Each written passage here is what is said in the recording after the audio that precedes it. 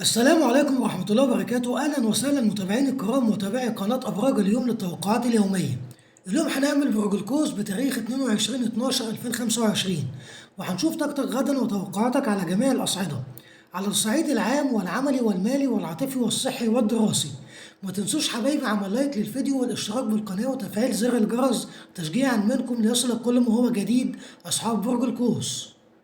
على الصعيد العام، القوس داخل مرحلة بيحس فيها إن الدنيا بتختبر وعيه ومش صبره، ومواقف بتحصل فجأة، وناس بتتكلم، وقرارات بتتحط قدامك من غير تمهيد، وكل ده بيخليك تفهم إن الحياة مش دايما محتاجة سرعة يا قوس، أحيانا محتاجة هدوء علشان الصورة توضح كاملة، وإنت دلوقتي بتتعلم تشوف المشهد كله قبل ما تتحرك خطوة واحدة. الفترة دي بتكتشف إنك كنت شايل أكتر من اللازم، مسؤوليات مش بتاعتك، ومشاعر ناس اتحملت فوق طاقتك، وده خلاك تحس بتقل داخلي. بس الحلو إنك بدأت تفرق بين اللي لازم يكمل واللي لازم يقف، ودي نقطة تحول مهمة جدا يا قوس في مسارك الشخصي. كمان القوس بطبيعته متفائل، لكن التفاؤل المرة دي جاي من فهم مش من اندفاع. انت مش متحمس وخلاص، انت واثق ان اللي جاي احسن لانك اشتغلت على نفسك من جوه وبدأت تحط حدود من غير احساس بالذنب او خوف من خسارة حد.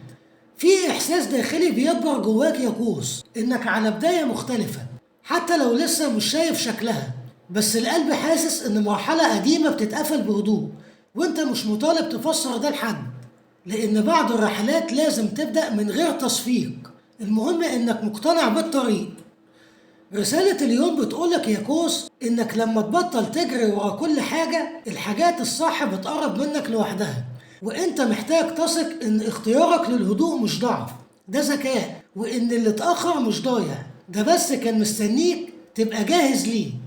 أما على الصعيد العملي، مهنيا القوس حاسس إنه بذل مجهود كبير الفترة اللي فاتت، بس العائد مش واضح قوي، وده مسبب له إحساس بالإرهاق، مش لأنك ضعيف، لكن لأنك اشتغلت بإخلاص، والإخلاص دايما بيتعب قبل ما يكافئ، بس المكافأة لما تيجي بتفرق.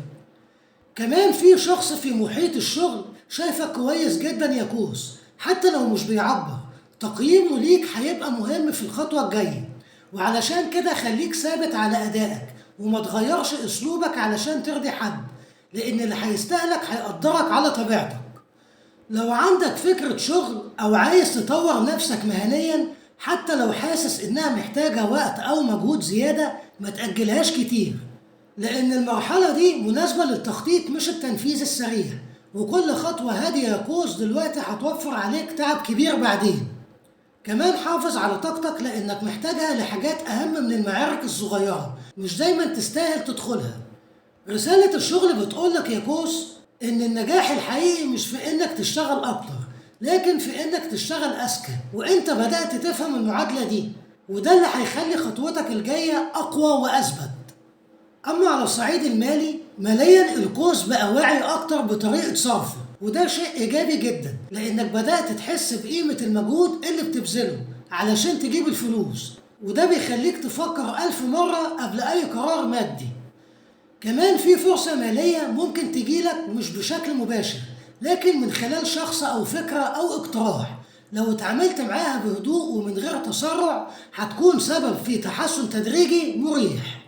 حاول توازن بين انك تفرح نفسك وبين انك تحافظ على امانك المالي، لان القوس ساعات بيصرف علشان يعوض تعب نفسه، وده مفهوم، بس محتاج يبقى بحدود.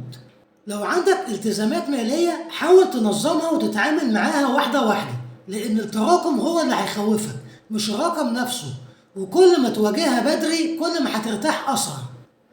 رسالة المال بتقولك يا قوس إن الاستقرار مش ضربة حظ، ده نتيجة قرار صغير صح بيتكرر، وإنت ماشي في الاتجاه الصح حتى لو الخطوات بطيئة شوية. أما على الصعيد العاطفي، عاطفيا القوس بيمر بمرحلة وعي مش اندفاع، وبقيت تفهم إن الحب مش كلام حلو وبس، الحب طمأنينة، وإن الشخص اللي بيوجعك كل شوية مهما قال كلام حلو مش مناسب ليك، علشان كده بقيت بتقيس المشاعر بالأفعال، وده مخليك هادي رغم الشوق اللي جواك. لو في علاقة قائمة فانت محتاج حوار صريح من غير شد ولا جذب، كلام يطلع من قلبك، لأن كتم المشاعر عامل ضغط داخلي جواك، وأي انفجار مفاجئ ممكن يعمل مسافة، وانت مش عايز مسافة، انت عايز فهم واحتواء. ولو عازب فانت مش مستعد تدخل اي علاقة والسلام، بقت تختار وتستنى. وده مش خوف، ده نضج، لانك جربت قبل كده تمشي ورا الاحساس وبس، ودلوقتي عايز حاجة تشبهك وتقدرك. كمان في شخص بيفكر فيك اكتر ما باين، بس متردد يقرب، خايف من رد فعلك او من توقيت مش مناسب. والكرة يقوس في ملعبك الايام الجاية، يا يقرب بخطوة واضحة يا يفضل مجرد فكرة في دماغك. كمان رسالة الحب بتقولك يا قوس إنك تستاهل علاقة تريحك مش ترهقك، علاقة تحسسك إنك على طبيعتك من غير تمثيل ولا ضغط. وإنت قربت من النوع ده حتى لو لسه ما دخلتش حياتك رسمي. أما على الصعيد الصحي، صحيا يا قوس الإرهاق اللي بتحسه نفسي قبل ما يكون جسدي، وكتر التفكير مؤثر على جسمك. النوم المنتظم هيبقى فارق كبير جدا، حاول تدي جسمك حقه.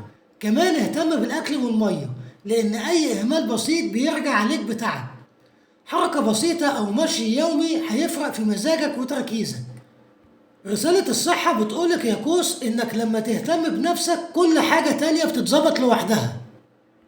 أما على الصعيد الدراسي، ذهنيا يا قوس عندك طاقة تعليم عالية، بس محتاج تنظم علشان ما تتشتتش. لو بتذاكر أو بتتعلم مهارة خليك ثابت حتى لو النتائج بطيئة. انت بتفهم أكتر بالتجربة يا قوس، فحاول تطبق اللي بتعمله.